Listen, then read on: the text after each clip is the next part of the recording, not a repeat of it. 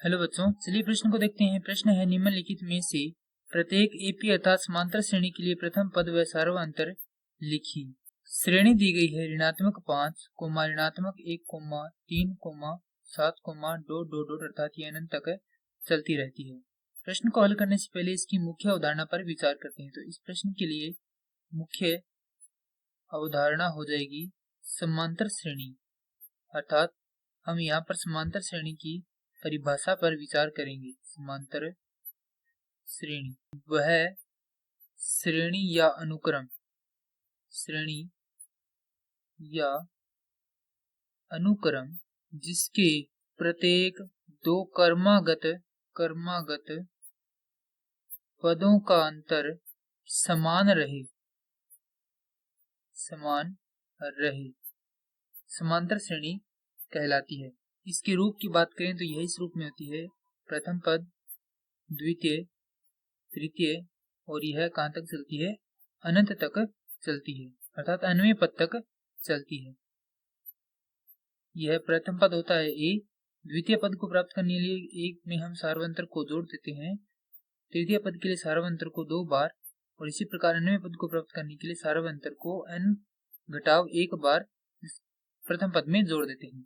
अब हमें जो श्रेणी दी गई है उसे लिखते हैं।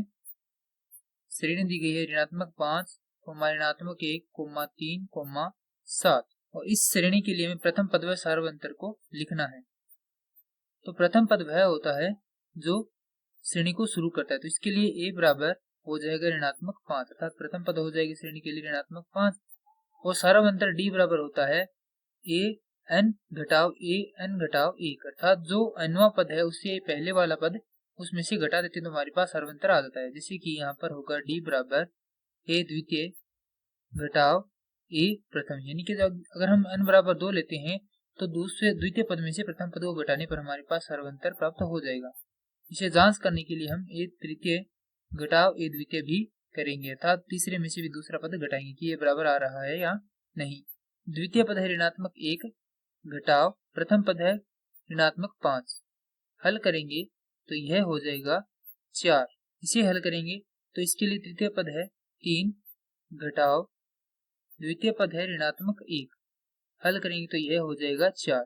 ये दोनों बराबर है, इसका मतलब इस श्रेणी के लिए सार्वअंतर d बराबर हो जाएगा 4। अतः प्रश्न के लिए सही उत्तर हो जाएगा प्रथम पद इस श्रेणी के लिए ऋणात्मक 5 व इस श्रेणी का सार्वअंतर d बराबर हो जाएगा 4।